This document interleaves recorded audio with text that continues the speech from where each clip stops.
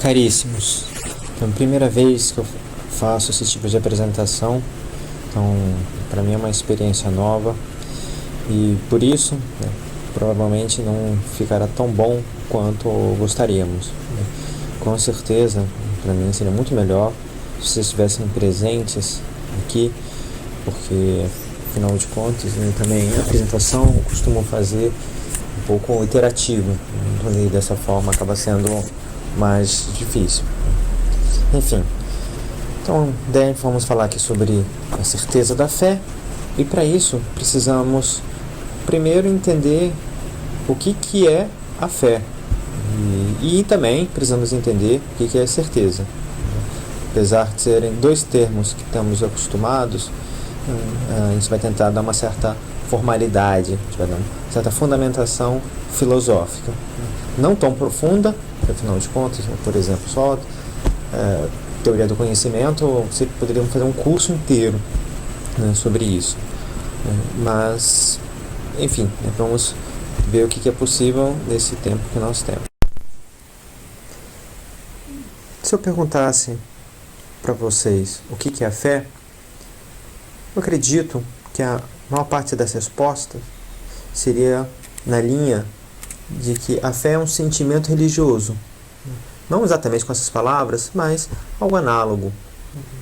Quando dizemos, por exemplo, que eu sinto que Deus existe, eu sinto que Deus me ama, e que até inclusive por isso que muita gente que não compreende bem a religiosidade acha que a fé deve ser algo que está restrito ao íntimo de cada um, não é algo que se manifestasse. Outras pessoas talvez levassem uma definição, um conceito um pouco diferente. A fé sendo uma convicção.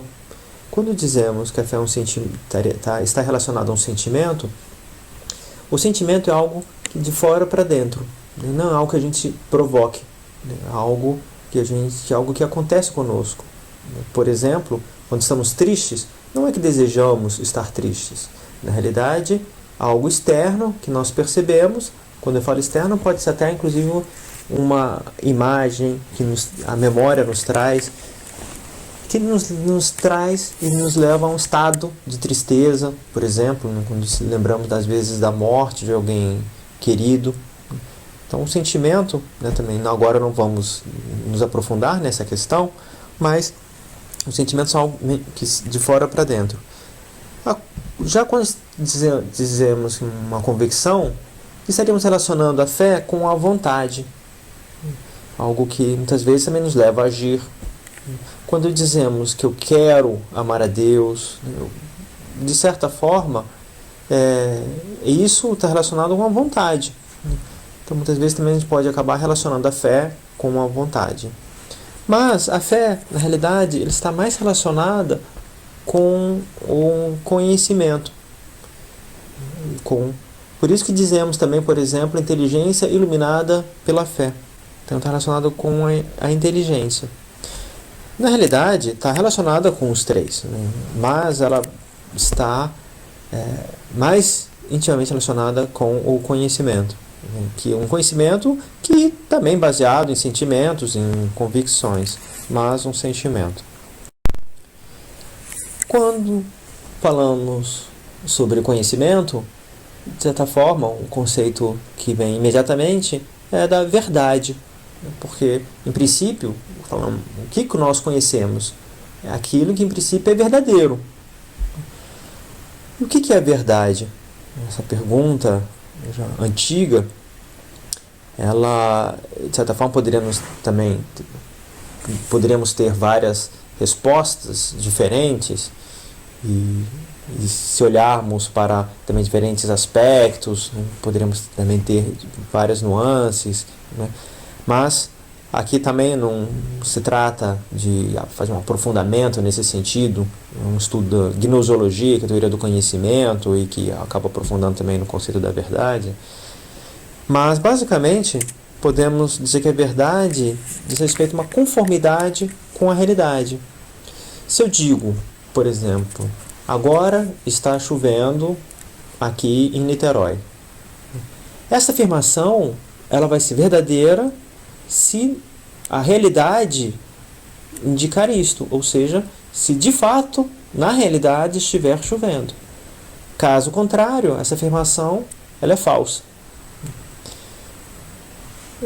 Existe a verdade lógica, enfim, também não vou entrar agora aqui muito em detalhes, mas se a gente pensar dessa forma, que a verdade respeita uma conformidade com a realidade, isso vai fazer com que a gente também entenda as próprias verdades da. Para a gente entender também melhor o conhecimento, então, quando a gente está entender também, consequentemente, o que é verdade, é importante a gente entender como funciona a nossa inteligência. Então, a inteligência, ela é capaz de 3 operações básicas, de modo geral, que seria a simples apreensão, se diz respeito a uma captação de conceitos. Por exemplo, eu posso fazer o conceito de Sócrates, um filósofo, o conceito de homem, ou de humano, conceito de animal. São conceitos que fomos formando e que muitas vezes podemos descrevê-lo através de definições, algumas vezes, outras nem sempre é tão simples colocar em termos de definição, mas são conceitos que nós apreendemos, nós vamos formando interiormente. Esses conceitos podem estar relacionados, e aí temos aí os juízos. Então a inteligência, ela ao mesmo tempo que ela capta o conceito de Sócrates, enquanto um homem em particular, capta o conceito de homem em geral, ela relaciona esses dois conceitos de forma a expressar-se dizendo que Sócrates é homem. Essa relação, ela, que forma o juízo, ela pode ser verdadeira ou falsa, de acordo com se essa relação ela existe na realidade ou não. É bom também entender que o conceito está por trás de cada palavra. Nesse caso aqui, por exemplo, eu poderia estar me referindo ao homem.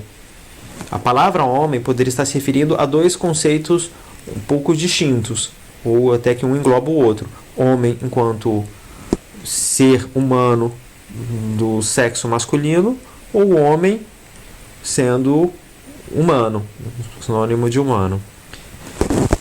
Nesses 2 casos, essa afirmação é verdadeira, mas se em vez de Sócrates tivéssemos dizendo Maria, no primeiro, considerando o conceito de homem como sendo ser humano do sexo masculino, essa afirmação seria falsa. Bom, a partir dos juízos, podemos formar novos juízos. Por exemplo, temos um juízo que através da proposição Sócrates é homem. Podemos ter um outro juízo através da proposição todo homem é mortal. E a partir desses 2, chegar a um terceiro juízo, uma conclusão dizendo que Sócrates é mortal. Então, em geral, essas são as operações mentais. No caso do raciocínio, estamos fazendo um silogismo, se as 2 afirmações são verdadeiras, da qual nós partimos, nesse caso em particular Sócrates é homem, é uma afirmação, e a outra todo homem é mortal, a partir de afirmações verdadeiras, a dedução, se for feita de forma correta, ela vai levar a uma nova proposição também verdadeira, necessariamente. Se as proposições iniciais forem falsas, a conclusão pode ser verdadeira ou falsa. O conhecimento, que é feito dessa forma, como eu falava, dessas operações mentais, podemos pensar que para chegar nos conceitos e na relação entre os conceitos, ou seja, nos juízos, e também no raciocínio, nós podemos fazer isso de formas diferentes. Por exemplo, como que a gente vai formando o conceito de Sócrates? Vendo Sócrates, lendo sobre ele, né? A gente vai obtendo informações, isso vai enriquecendo o nosso conceito de Sócrates. Assim também como o nosso conceito de homem, nosso conceito de mortal. Isso, então daí nós vemos, por exemplo, que uma parte do conhecimento ela é feita de forma direta, através dos sentidos. Quando eu dizia, por exemplo, que agora em Niterói está chovendo, é algo que eu posso, às vezes, perceber pelos meus sentidos. Se eu estou na rua e por acaso começa a receber os pingos d'água de cima, estou num lugar aberto e eu percebo de forma evidente que está chovendo. Agora, além dessa forma direta, há formas indiretas, né, que é a dedução, quando se chega do geral para o particular, e a indução do particular para o geral.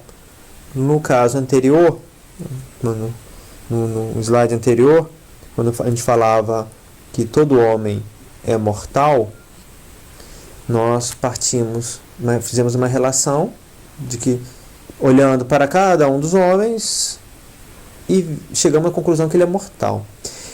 Essa relação, ou seja, existe um conceito de homem, existe um conceito de mortal. O conceito mortal, ele é mais amplo que o conceito de homem, no sentido que ele vai englobar, inclusive, mais sujeitos. Como, por exemplo, se a gente tem o conceito aí de urso, por exemplo, ele vai englobar uma série de indivíduos da mesma espécie. Mas, por exemplo, se eu tiver o conceito de carnívoro, e aí vai englobar os ursos, mas vai englobar também outros animais, né? Os lobos, por exemplo, que também são carnívoros.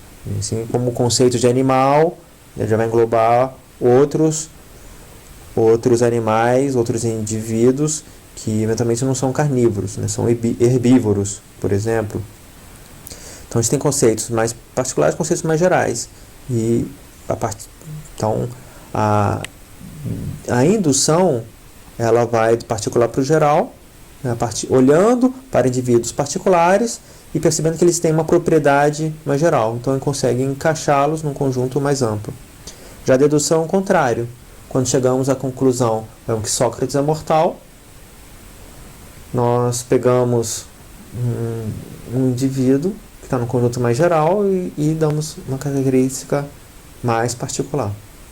Bom, mas além dessas formas de conhecimento, que vem através da evidência, através do raciocínio, temos o conhecimento pela fé.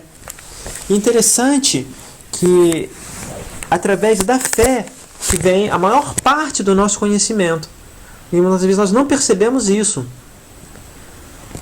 Às vezes a gente pode pensar, não é verdade.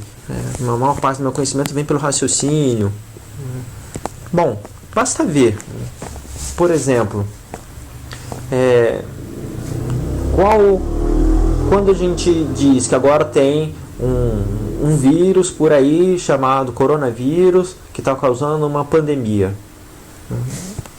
Com raras exceções, as pessoas que aqui estão, dentre as pessoas que estão assistindo, provavelmente a gente não teve e nós não vimos diretamente nenhuma pessoa com o vírus. E mesmo que tivesse uma pessoa ao nosso lado com o vírus, nós não perceberíamos a presença do vírus. Poderíamos perceber que ela tosse, que ela, enfim, está com falta de ar, mas daí também não necessariamente garantiria que ela estaria com o vírus. Isso significa que o próprio conhecimento dessa pandemia nós temos pela fé. Ou seja, é um conhecimento que é indireto, baseado no testemunho de outro, baseado em informações que nos chegam e que tomamos como verdadeiras, sem sem termos chegado diretamente nessa informação. Para entendermos também um pouco o conhecimento, e agora entramos aí na questão da certeza, justamente a gente falava como título da nossa palestra, a certeza da fé. Então é importante também a gente entender o que é certeza. Para a gente entender o que é certeza, a gente tem que pensar que uma coisa é a proposição, que ela pode ser verdadeira ou falsa, falar, um juízo ele pode ser verdadeiro ou falso, dependendo da sua relação com a realidade. Agora, esse juízo, nós podemos estar convencidos dele ou não. Quando alguém diz que tal remédio pode ser útil para tal doença, a gente pode estar convencido, realmente ele ajuda, né? Ou não, será que ele realmente ajuda? Então a gente tem justamente graus de adesão a uma proposição, a um juízo. O grau, digamos assim, mais distante de adesão é a ignorância. Justamente quando a gente não tem como afirmar, não sei. Se me perguntam, se me falarem, por exemplo, que tal time é o atual campeão de hóquei no gelo, né, lá na Islândia. Não sei, né? Não sei nem se tem campeonato, como funciona, quais são os times, né? Nesse caso há uma ignorância aí sobre a proposição. Agora, pode haver uma dúvida, no sentido que eu até entendo, conheço um pouco de hóquei no gelo, vamos supor que eu saiba até, não conheço um pouco os times, se em vez de ser hóquei no gelo falassem dos times de basquete, né, da NBA, né, e me falassem, né, não, o Los Angeles Lakers é o atual campeão da NBA, né, eu vou dizer, olha, não sei, né, eu tenho uma dúvida em relação a isso. Eu entendo o que está dizendo, mas eu não posso afirmar, porque eu não tenho nenhuma informação sobre isso. Essa é uma dúvida negativa. Uma dúvida positiva muitas vezes, quando a gente ouve, por exemplo, uma afirmação, ouve uma contrária, e ainda estamos na dúvida. Um juiz, por exemplo, quando ele tem um caso para julgar, ele quer saber se fulano é o assassino. Então vai ter lá o advogado de defesa dizendo, olha, ele não, porque ele não estava no lugar, etc. E vai ter acusação, olha, não, mas aqui ele tinha todos os motivos para atirar, a arma era dele, né? Então, isso pode trazer uma dúvida positiva, no sentido assim, eu tenho elementos tanto para um lado quanto para o outro, mas mesmo assim eu não consigo dizer se ele é o assassino ou não. Depois, além da dúvida, nós temos aí a opinião. A opinião ela já tende para um lado. O juiz, quando ele chega e fala, não, realmente parece que ele é o assassino, por exemplo. Então ele já está tomando aquela afirmação como verdadeira. Mas, por outro lado, ele ainda está aberto para o caso contrário, ou seja, para aquela afirmação ser falsa. E por último temos a certeza. A certeza, ela não admite o oposto. Ela fala, não, fulano é o assassino. Bom, tenho certeza, né? Então isso são os diversos graus de adesão a uma proposição, né? Então, por exemplo, para dar um exemplo aí atual, a gente diz, né, a hidroxicloroquina ajuda no tratamento da pandemia do Covid-19.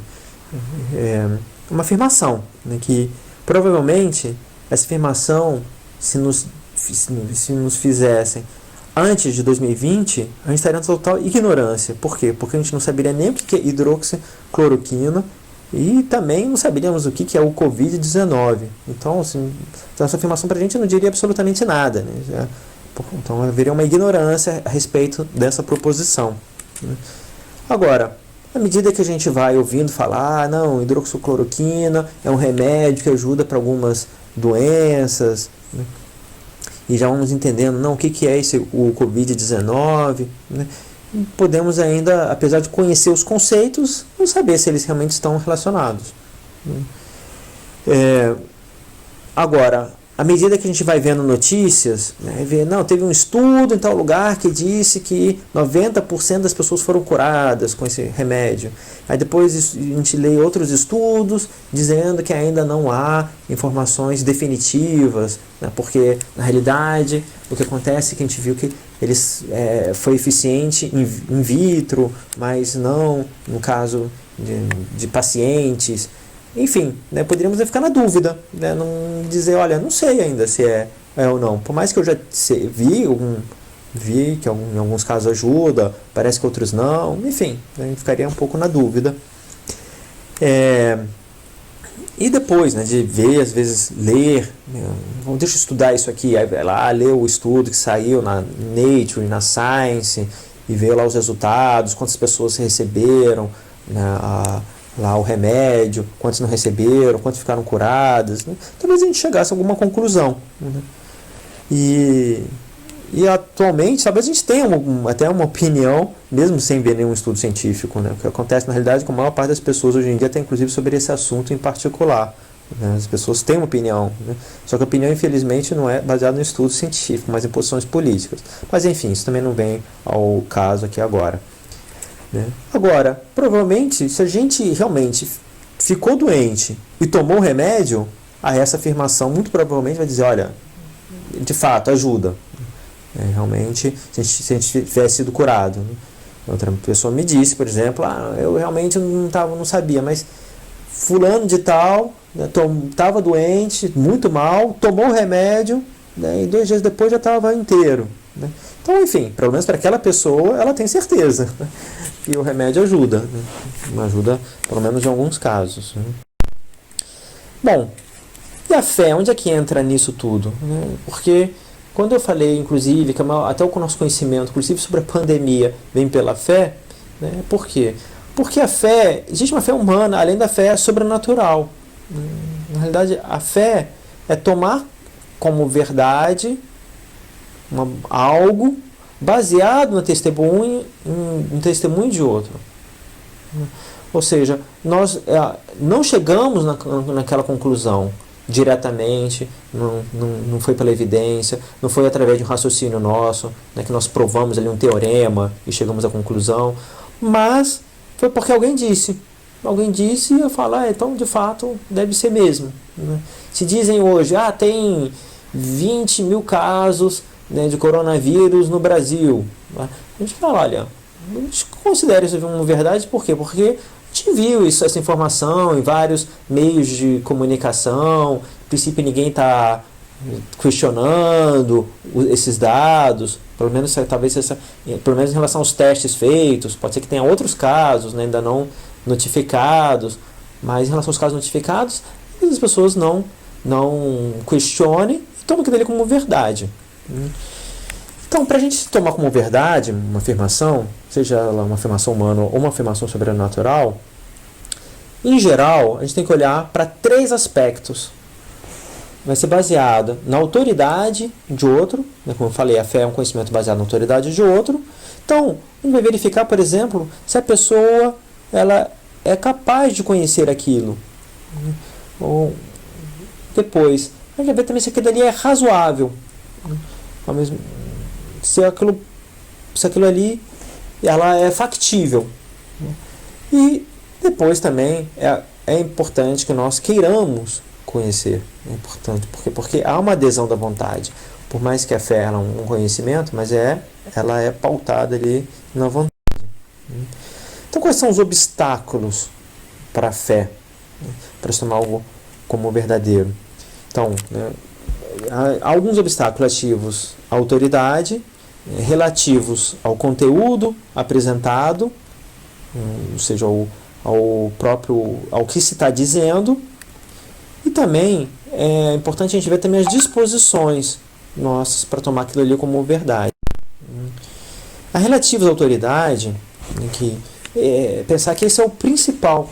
Nós tomamos algo como verdadeiro pela fé, principalmente, não porque aquela afirmação ali parece legal, mas principalmente por conta da autoridade. Então, James Balmes, um filósofo espanhol, ele dizia o seguinte, né, quando que a gente toma como verdade algo pela fé? Primeiro, né, olhando, né, se aquela pessoa que nos diz algo, ela tem condição de conhecer aquele assunto? Por exemplo, um professor, né, um professor, em princípio, a gente fala, olha, esse cara aqui é autoridade, né, o que ele está dizendo aqui realmente estudou, conhece, aquele assunto, né? Então realmente já isso que ele está dizendo deve ser verdade. Depois, aquela pessoa se engana facilmente, né? Isso a gente vê atualmente, essa questão das fake news, né? Tem gente que recebe informação e já toma aquilo como verdade sem muito critério e acaba repassando aquela informação. Então muitas vezes, né, a gente fala, opa, calma aí, isso aqui veio de fulano de tal? Então deixa eu esperar aqui, deixa eu confirmar. E depois, eu também, se a pessoa não quer me enganar, né? Não digo até má vontade, né? Mas às vezes é porque a pessoa já tem uma tendência a acreditar em certas coisas. Então qualquer afirmação que corrobore a forma dela de pensar, ela acaba repassando aquilo. Então, né, é importante a gente olhar essas 3 características. Então, né, quando você está falando de autoridade, isso te refere a qualquer assunto, né? Seja também fé religiosa, também em relação à fé humana. Por exemplo, um vendedor, quando nos diz, olha, essa roupa aqui fica bem em você. Ele diz isso, em geral, aquele vendedor, você fala, bom, né, em geral, uma pessoa que conhece, entende um pouco de roupa. Se não me engano, a Livraria Cultura, ela colocava assim, vendedores, pessoas que liam muitos livros, né? Então a pessoa, quando recomendava um livro, olha, esse livro aqui eu acho que você vai gostar, né? Já que você gosta desse tipo de assunto.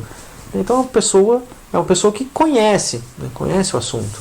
Às vezes também lojas de esporte, às vezes colocam ali, às vezes pessoas esportistas também como vendedores, porque que praticam aquele esporte. Então, de certa forma, ela tem condição de conhecer o assunto. Então, voltando ao vendedor de roupa, ele diz, não, olha, esse terno ficou bom em você. Então, é uma pessoa que, se ele conhece o assunto, em princípio, né, uma pessoa que eu posso confiar, uma pessoa que também não deve se enganar assim facilmente. Agora, nesse caso, ele tem interesse, né? Muitas vezes ele chega lá com o terno mais caro e diz que ficou bom. E aquele terno que é mais barato, você acha que eu não sei se ficou tão bom não, né? Por quê? Porque ele também tem um interesse naquilo. Então a gente também tem que tomar um pouco de cuidado, né? É algo que, de certa forma, até muitas vezes a gente já toma, né? Olhando, bom, o que essa pessoa quer quando ela me diz isso, né? Quando ela me passa essa informação. Então, né, pensar que indiretamente, muitas vezes, a gente já acaba seguindo esses critérios, né? No caso, quando a gente está falando de fé sobrenatural, é uma informação que, de princípio, vem de Deus, que conhece tudo, não se engana facilmente e não quer nos enganar, né? Mas eu não vou entrar agora nesse mérito, né? Bom, mas em relação ao próprio conteúdo, que às vezes parece ser o principal, o que, no fundo, o que a gente está acreditando, né, que a gente está tomando como verdade, né, muitas vezes parece sendo o que se toma mais evidente, né? Quando eu falava que na realidade o que a gente se apoia é na autoridade. Mas o próprio conteúdo também não pode ser qualquer coisa. Na realidade, a primeira coisa que a gente vai verificar é se ele é razoável. E talvez nesse ponto aqui é que a fé religiosa ela pode causar maior dúvida, porque às vezes a gente verifica afirmações que estão na Bíblia, enfim, afirmações que nós tomamos como sendo reveladas por Deus, e falando, bom, mas isso é razoável? Isso é possível? Para a gente entender isso, é interessante a gente entender os tipos de impossibilidade. Existe a impossibilidade física, impossibilidade metafísica e impossibilidade lógica. Então, quando a gente lê um relato bíblico, por exemplo, a passagem abrindo um mar, é algo, a gente fala assim, bom, né, como é que pode, né, um mar vermelho abrir, né, e os judeus passarem em pé enxuto, né? Algumas pessoas, para explicar isso, falam, não, mas isso existe uma conjuntura na natureza que permitiu um vento de tal forma. Bem, vamos supor que pudesse até ser. Deus poderia ter se utilizado de fenômenos físicos para que isso ocorresse. Tudo bem. Mas e quando estamos falando, por exemplo, dos milagres de Cristo? A ressurreição de um morto. Quando estamos falando da multiplicação de pães. Quando está falando de transformação de água em vinho. E aí, a gente sabe que isso é impossível fisicamente. Não é algo que possa acontecer na natureza em si mesmo. Acontece o seguinte, que esse tipo de impossibilidade na natureza, a impossibilidade física, não é uma impossibilidade para Deus. Ou seja, Deus fez a natureza e quis que ela seguisse determinadas leis. E Ele pode suspender essas leis quando Ele quiser. Por exemplo, a lei da gravidade, Ele pode simplesmente falar, não, agora aqui eu vou suspender a lei da gravidade.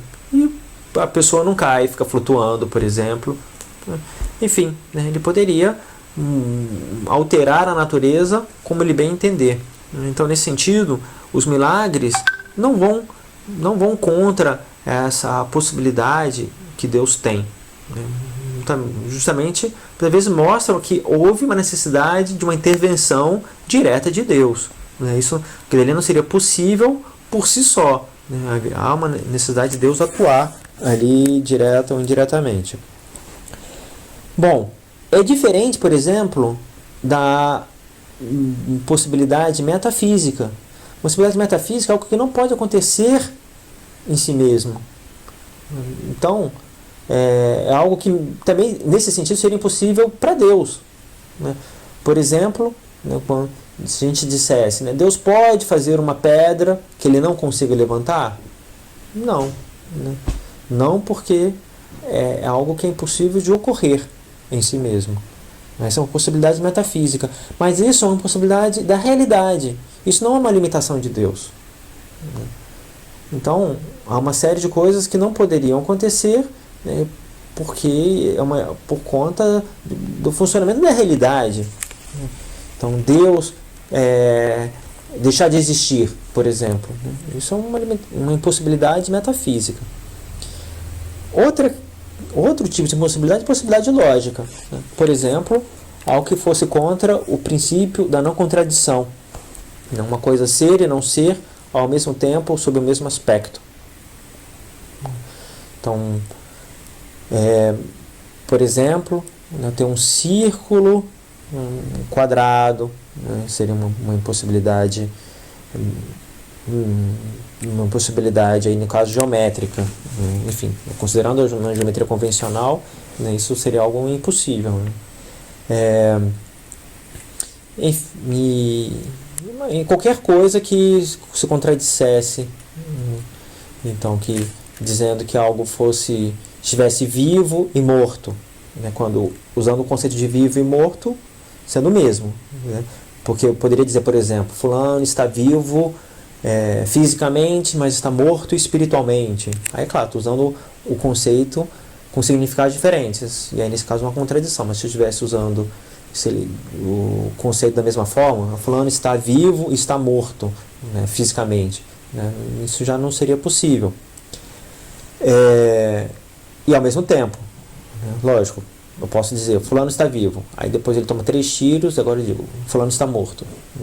Então, se referisse a instantes diferentes, aí não haveria contradição.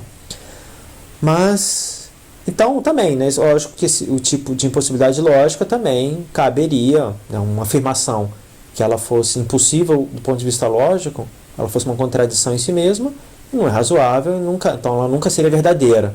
E, logicamente, então, muito menos estaria de acordo com a realidade. A realidade, ela sempre só permite afirmações que são verdadeiras. Então, a gente tem esses 3 tipos de impossibilidade. Também, o James Balmes, esse autor que eu já me referi, ele falava de uma 4ª, que é a impossibilidade estatística. A gente jogar o mesmo dado 1 bilhão de vezes, ele não estando viciado, e todas as vezes caírem 6, né? Número 6. Então, podemos dizer que há uma certa impossibilidade aí. Não é uma impossibilidade física, não é metafísica e nem lógica, mas na prática isso não aconteceria. Enfim, né? Então esses são os tipos de impossibilidade. Então, e que é lógico que nós não podemos tomar como verdade algo que fosse impossível. Mas quando eu falo impossível, não do ponto de vista físico, né? Porque do ponto de vista físico não é impossível, propriamente dito, né? Não é impossível para Deus. Agora, além de olhar para a autoridade, além de olhar para o conteúdo, é importante olhar também para as nossas disposições ao crer. Mesmo na fé humana. Aquela mesma afirmação que eu fazia sobre, sei lá, cloroquina, hidrocloroquina, ela vai ser útil para curar o coronavírus, a gente vê que às vezes as pessoas aceitam como verdade, outras não aceitam como verdade, né? Mas baseado numa postura política. Ah, não, porque fulano que está dizendo isso, eu não concordo com ele. Então tudo que no fundo ele falar, na realidade para mim isso não vale, eu vou pensar de forma contrária, né? Isso seria uma pena, a gente não houvesse essa disposição da nossa vontade para a verdade. Então é necessário a gente estar abertos à verdade. A gente precisa querer conhecer. O conhecimento, ele é ativo. Isso né? Ou seja, o conhecimento não é passivo, não é simplesmente um conhecimento vem de forma espontânea. Nós devemos buscá-lo. Às vezes isso não parece de forma tão clara, porque a gente fala inclusive daquele conhecimento imediato, né? Um conhecimento que nos vem pela evidência. Mas veja o seguinte, o conhecimento, mesmo pela evidência, a gente vê justamente a diferença entre ver e olhar, né? Por quê? Porque uma coisa é quando aquilo que nos chega pelos olhos, através dos nossos olhos, nós captamos algo. Mas outra coisa é quando nós colocamos atenção naquilo, né, e prestamos atenção, e aí, né, enxergamos uma série de coisas, enxergamos aquilo de forma mais profunda, de forma diferente do que simplesmente se nós estivéssemos distraídos, né? Mesma coisa, ouvir e escutar, né? É interessante, muitas vezes a gente percebe isso quando alguém nos chama atenção, né? Às vezes pode estar um alarme de carro ter disparado, né? A gente está lá estudando, nem percebe. Mas se alguém nos diz, poxa, esse alarme aqui está chato, né? Está atrapalhando. E a gente começa a perceber aquele alarme que nós não percebíamos. Não é que nossos ouvidos não estavam tampados, nós não recebíamos aquela informação. Mas na realidade que ele não transformou no verdadeiro conhecimento. Por quê? Porque nós não colocamos atenção. E a atenção, ela é algo ativo, né? Nós devemos buscar, né? E por isso que na prática, quando se fala também de fé sobrenatural, nós vemos que muitas vezes falta essa disposição interior. Essa fé sobrenatural que é baseada na autoridade de Deus, né? Nós recebemos a partir da revelação sobrenatural.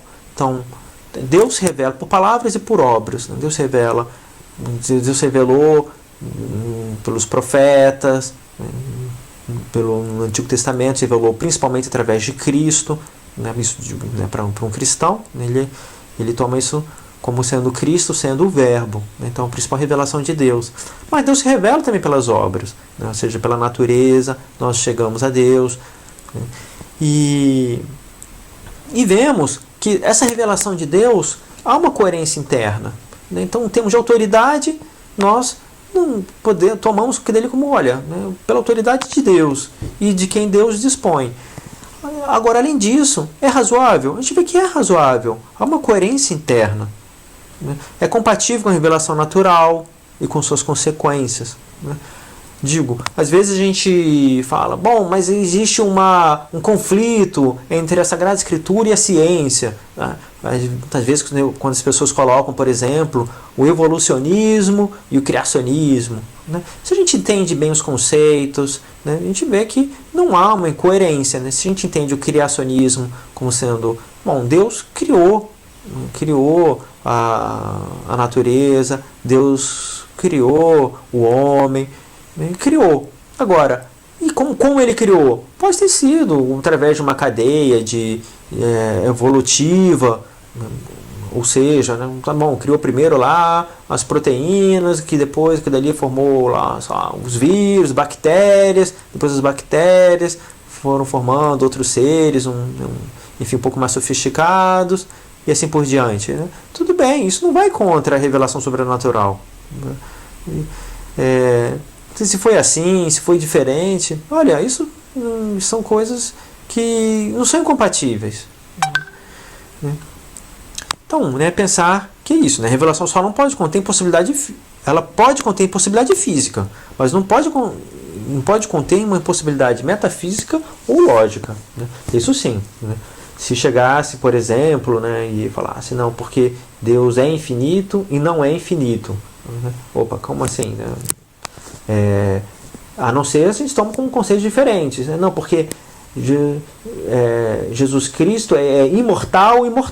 Tudo bem, mas posso considerar imortal como sendo ele vai viver para sempre, né?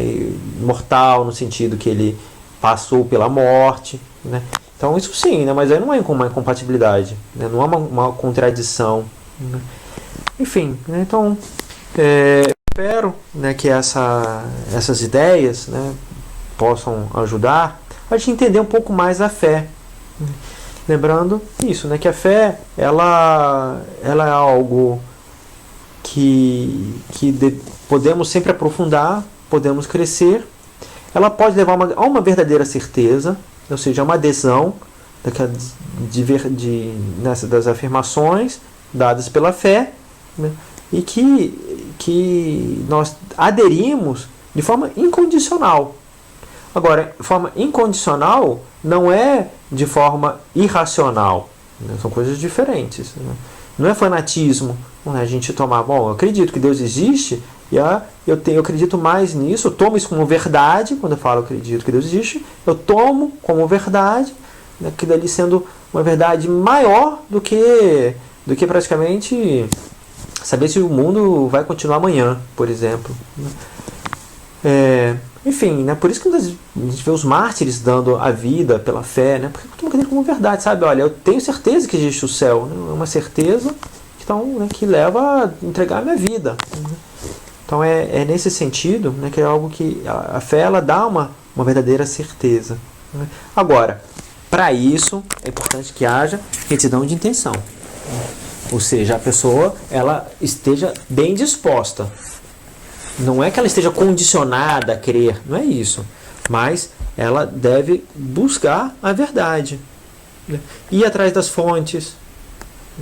Você quer saber, por exemplo, lá quais são os livros revelados, né? A Bíblia ela é verdadeiramente revelada? Deixa eu ver o que diziam aqui os autores, como é que a Bíblia foi formada. Ou seja, a gente pode estudar. Não há uma contradição num estudo teológico da Bíblia, das Sagradas Escrituras, da Sagrada Tradição, né? Então é importante ver o que diziam lá os primeiros cristãos, o que diziam lá os padres da igreja, né? Que no fundo a patrística seriam esses primeiros teólogos, né? Então, né? Ou seja, vou atrás das fontes, como qualquer outra área científica, né? Um conhecimento de história. A história traz algumas certezas? Traz. Agora, eu tenho que ir também, a gente busca lá as fontes primárias, a gente vai buscar os relatos das pessoas da época. Então, da mesma forma, a gente deve procurar aprofundar na fé, né? Mas sabendo, né, tendo muito claro, olha, né, que não existe contradição, né? Sabendo que realmente há uma coerência com a ciência, né? E que por isso podemos chegar a uma verdadeira certeza da fé. Obrigado.